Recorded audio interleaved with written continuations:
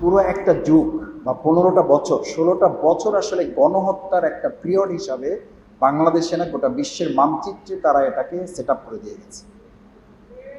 কারণ প্রতিদিন হত্যা হয়েছে এবং আপনারা জানেন আজকেও যদি একদম মেইন স্ট্রিম পত্রিকার তথ্য আপনারা নেন তাহলে জানবেন যে কমপক্ষে 5,500 লোককে গুম খুন হত্যা সরাসরি এই সরকার প্রতিদিনই 2জন 4জন 5জন করে করেছে এবং জেনোসাইডের ট্র্যাডিশনটাই হচ্ছে প্রতিদিন।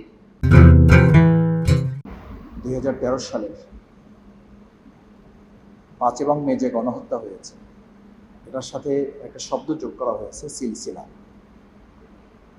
তার মানে হচ্ছে এই শুরুটা আমাদেরকে একটু আলোচনা নিয়ে আসা খুব গুরুত্বপূর্ণ, কারণ হঠাৎ করে 2013 সালে 5 এবং 6 মে অনুষ্ঠিত হয় না। এটা একটা প্রেক্ষাপট আছে। 1941, 42 কিংবা 43 সাল থেকে গণহত্যা বা জেনোসাইড শব্দটি ব্যবহৃত হয়। আপনারা সবাই জানেন যে এই দুটো শব্দ দুটো আলাদা ভাগে বিভক্ত, দুটো শব্দকে এক জায়গায় করা হয়েছে।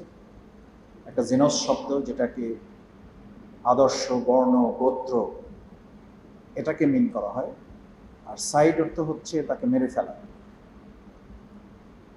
আপনি শুধু ব্যক্তিকে মারা টার্গেট করা হয় না, একটা গণহত্যার মধ্য দিয়ে একটা আদর্শ, একটা বর্ণ, একটা গোত্র, একটা জাতিকে শেষ করার সিদ্ধান্ত নেওয়া হয়। আমার মনে হয় 2013 সালে তারা শুধুমাত্র কয়েক শত আলেমদেরকে হত্যা করার জন্য এই সিদ্ধান্ত নিয়েছিল না, তারা সিদ্ধান্ত নিয়েছিল এদেশের জাতি সত্তা এবং মুসলিম অনুভূতিকে হত্যা করার সিদ্ধান্ত নিয়েছিল। দ্বিতীয়, আপনি একটি খেয়াল করেন জেনোসাইড শব্দটির সাথে আর একটা বিষয় উল্লেখ করা হয়, সেটি হচ্ছে একটি আদর্শের বিরুদ্ধে লড়াই, শুধু একজন ব্যক্তির বিরুদ্ধে লড়াই না। যদি সেটি ধরা হয় তাহলে এটি মূলত শুরু হয়েছিল এই সরকারে। আমরা কয়েকটা হিসাব বলি। একটু আগে আমার প্রিয় ভাই ইসলামাবাদী ভাই, তারপরে তৈয়ব ভাই কমপক্ষে 3টা গণহত্যার বিচারের দাবি করেছে। আমি একজন ক্ষুদ্র রাজনৈতিক কর্মী এবং ছোট মজলুম মানুষ হিসাবে আমি বলতে চাই, পুরো একটা যুগ বা 15টা বছর 16টা বছর আসলে গণহত্যার একটা পিরিয়ড হিসাবে বাংলাদেশে না গোটা বিশ্বের মানচিত্রে তারা এটাকে সেট আপ করে দিয়ে গেছে। কারণ প্রতিদিন হত্যা হয়েছে এবং আপনারা জানেন আজকেও যদি একদম মেইন স্ট্রিম পত্রিকার তথ্য আপনারা নেন তাহলে জানবেন যে কমপক্ষে 5,500 লোককে গুম খুন হত্যা সরাসরি এই সরকার প্রতিদিনই 2জন 4জন 5জন করে করেছে এবং জেনোসাইডের ট্র্যাডিশনটাই হচ্ছে প্রতিদিন কোনো রকম ব্রেকআপ ছাড়া, মাঝখানে কোনো বিরতি ছাড়া এই কাজটি তারা সম্পন্ন করে। এবং কবে শুরু হয়েছে আপনাদের নিশ্চয়ই মনে আছে, 2006 সালের 28শে অক্টোবর প্রথম। এরা সরকারই আসেনি, তারা তখনও বিরোধী দল। তখন তারা প্রকাশ্যে ঘোষণা দিল লগি বৈঠার মাধ্যমে তাদের নেতা কর্মীদেরকে রাজধানীতে জড়ো হওয়ার জন্য। আচ্ছা আপনি বলেন, রাজধানীতে কি নৌকা চলে? সেখানে লগি বৈঠা আনতে হবে কেন? তারা তো নৌকা চালানোর জন্য আসেনি, তারা তো সিদ্ধান্ত নিয়ে এসেছিল একটা জাতি, একটা গোষ্ঠী, একটা বর্ণ, একটা গোত্রকে, আদর্শকে শেষ করে তারা নতুন একটা আদর্শ এখানে বিনির্মাণ করবে। এই আদর্শ বিনির্মাণে যারা কাজ করেছে আমার মনে হয় 3টা বা 4টা গণহত্যা না, প্রত্যেকটা ঘটনায় একবার করে আওয়ামী লীগকে নিষিদ্ধ করা এবং একবার করে শেখ হাসিনা ফাঁসি দেওয়া উচিত। আচ্ছা আপনি যদি ইসলামী বিশ্ববিদ্যালয়ের শুধু সৈয়দ ওয়ালিউল্লাহর কথা বলেন, একজন জীবন্ত মেধাবী রেকগনাইজড একটি ইসলামী ছাত্র সংগঠন, ইসলামী ছাত্র শিবিরের বিশ্ববিদ্যালয়ের দায়িত্বশীল, তাকে বাস থেকে নামিয়ে কোথায় নিয়ে যাওয়া হয়েছে আমরা সেই ওয়ালিউল্লাহর খবর জানি না, আমরা সেই মুকাদ্দিসের খবর জানি না। আচ্ছা আপনি বলেন এই লোকটার লাশ পাওয়ার অধিকারটা কি তার পরিবারের থাকবে না? তার কবরটা কোথায় এটা জানার অধিকার থাকবে না? আর সেই শেখ হাসিনা অথবা সেই আওয়ামী লীগের বিচার আপনি শুধু 2টা বা 3টা গণহত্যা দিয়ে শেষ করে দেবেন, ওই শহীদ ওলিউল্লাহ অথবা ওই মুকাদ্দিসের পরিবারের কাছে আপনি আমি কি জবাব দেব? শুরু তো হয়েছিল 2006 সালে 28শে অক্টোবর। আপনাদের মনে আছে প্রায় অর্ধ শতাধিক মানুষকে শুধু হত্যাই করে নাই, ঘর বাড়ি লুট করেছে, ভাঙচুর করেছে, অগ্নিসংযোগ করেছে, মানুষের ভিতরে ভয় তৈরি করেছে, ত্রাসের রাজত্ব কায়েম করেছে। শুধু এই একটা ঘটনা। ঠিক তার কিছুদিন পরে 2009 সালে 57 জন সৎ, দক্ষ, যোগ্য, আদর্শ, দেশপ্রেমিক সেনা অফিসারকে কেন হত্যা করা হয়েছে? শুধু কি সেনা অফিসার হত্যা করা হয়েছে, তার সাথে মিলিয়ে সাধারণ নাগরিক সহ পরিবারের সম্মানিত সদস্যবৃন্দ মিলে প্রায় 75 জনকে হত্যা করা হবে। আপনি বলেন, আপনার বিবেকের কাছে কোশ্চেন, এই ঢাকা বিশ্ববিদ্যালয়ের সবচেয়ে মেধাবীদের স্থান হিসাবে স্বীকৃত এই জায়গাটিকে তো তারা বিতর্কিত করে নাই, শুধু গোটা বিশ্বে এটার নাম দিয়েছিল ডাকাতদের গ্রাম।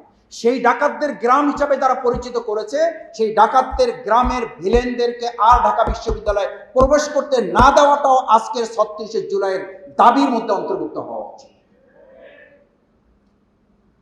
আমি এই কথা বলছি এই জন্য যে কোনো একটা ব্র্যাকেটেড ডিমান্ড নিয়ে এই 36শে আন্দোলন, শুধুমাত্র আপনারাই তো বলেছিলেন এটা এখন আর কোটার মধ্যে সীমাবদ্ধ নাই, আমাদের কোটা লাগবে না, আপনি বলেছিলেন, আপনারা বলেছিলেন। এই ঢাকা বিশ্ববিদ্যালয় থেকে আমরা স্লোগান শুনেছি, আপনাদের দেখে আপনাদেরটা শুনে আমরা স্লোগান দিয়েছি, তোর কোটা তুই নে, আমার ভাইকে ফিরিয়ে দে। আপনারাই স্লোগান তুলেছেন। আপনারা তো কোটার মধ্যে থাকেন নাই।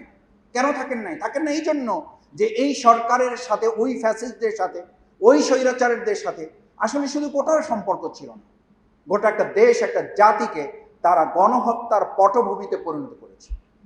2009 সালে সেই 57 জন সেনা অফিসার সহ 75 জনকে যে হত্যার মাধ্যমে আরেকটা তারা গণহত্যা করল।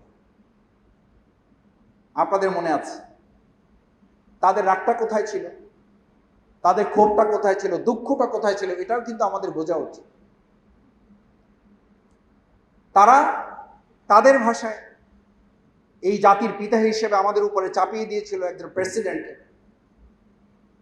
আমাদের দেশের স্বাধীনতার ধারক, বাহক, প্রবর্তক হিসাবে তারা তাকে পরিচিত করানোর সম্ভব সব চেষ্টা করেছে। সেই লোকটাকে যখন তাদের লোক কর্তৃক কেউ আকার হত্যা করেছে, ইতিহাসের দায় নিয়ে, সেই জানা যায় যখন লোক উপস্থিত করা যায় না, আর সেই যখন দেখে 2013 সালে 28শে ফেব্রুয়ারি শুধুমাত্র একজন ব্যক্তির ফাঁসির রায় হওয়ার পরে কমপক্ষে 3 মে পর্যন্ত, 28 তারিখ থেকে 3 তারিখ পর্যন্ত কমপক্ষে 2.5 শতাধিক লোক শুধু সেই ফাঁসির রায়ের বিরুদ্ধে জীবন দিয়েছে। মাত্র 5 দিনের ব্যবধানে 250 লোককে হত্যা করা হয়েছে। এটা তো আরেকটা গণহত্যা ছিল। মাওলানা দেলোয়ার হোসেন সাঈদী রাহিমাহুল্লাহ শুধু ফাঁসির রায়ের বিরুদ্ধে এদেশের তরুণ, ছাত্র, যুবক, মহিলা, আমাদের বোনেরা পর্যন্ত রাস্তায় নেমে তারা জীবন বাজি রেখেছিল। তাদের কাছে তো এটা ভালো লাগার কথা না। তারা হত্যা করেছে, হত্যা রাজত্ব তারা কায়েম করেছে। ফলশ্রুতিতে তারা সিদ্ধান্ত নিয়েছে যে এই দেশকে এভাবে কন্ট্রোল করা যাবে না। তাদের আরেকটা শক্তি তাদের প্রয়োজন ছিল, সেটা ছিল আধিপত্যবাদের একটা শক্তি আমাদের উপরে চাপিয়ে দিয়ে আমাদেরকে এই দেশ এবং জাতিসত্তাকে নিয়ন্ত্রণ করা। সম্মানিত ভাই, বন্ধুগণ, আমার বোনেরা, আজকের এই যে প্রেক্ষাপটে আমরা এখানে কথা বলছি, আপনাদের নিশ্চয়ই মনে আছে শুধুমাত্র একজন তথাকথিত প্রেসিডেন্টকে, একজন রাষ্ট্রপতিকে আমাদের দেশে নিয়ে আসার জন্য আমাদের 25 জন ভাইয়ের বুকে রক্তের উপর দিয়ে তাকে নিয়ে আসতে হবে। এত বড় দায় কেন নিতে হচ্ছে আমাকে? কেন গুলি চালাতে হলো একজন প্রেসিডেন্টকে শুধু ঢুকতে দেওয়ার জন্য, একজন প্রেসিডেন্টকে শুধু নিয়ে আসার জন্য আমার দেশের 25 জন লোককে মৃত্যুবরণ করতে হলো, তাকে গুলি চালাতে হলো, তাকে হত্যা করা হলো, নির্মমভাবে তাকে মৃত্যুর দিকে ঠেলে দিতে হলো।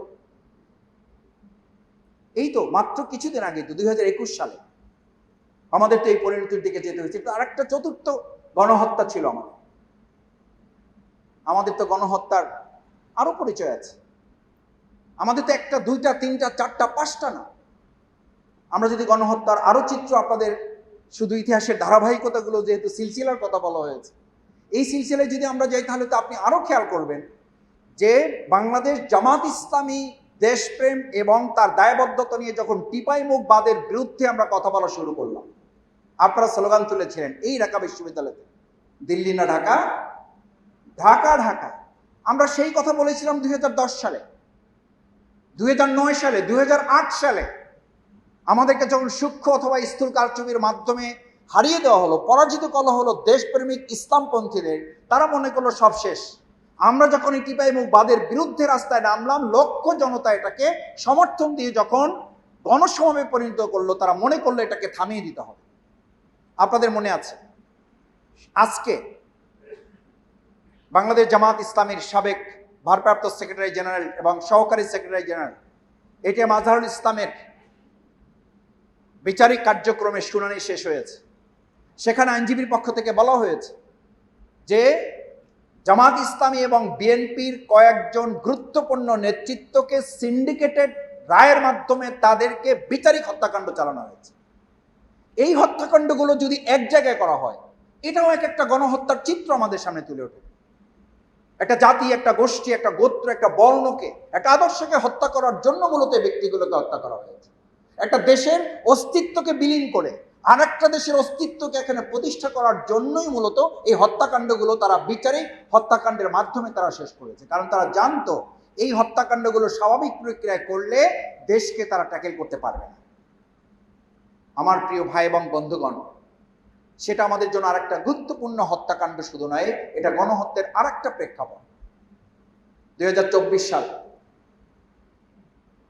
আপনারা যারা আবু সাইদ মুগ্ধের অনুসারী হিসাবে জীবন বাজি রেখেছিলেন, ছাত্র জনতা, কৃষক, শ্রমিক, ভাই বোনেরা, সাংবাদিক, বুদ্ধিজীবী, শিক্ষক, এমনকি ঘরের নারী এবং আমাদের শিশুরা পর্যন্ত এই গণহত্যার শিকার।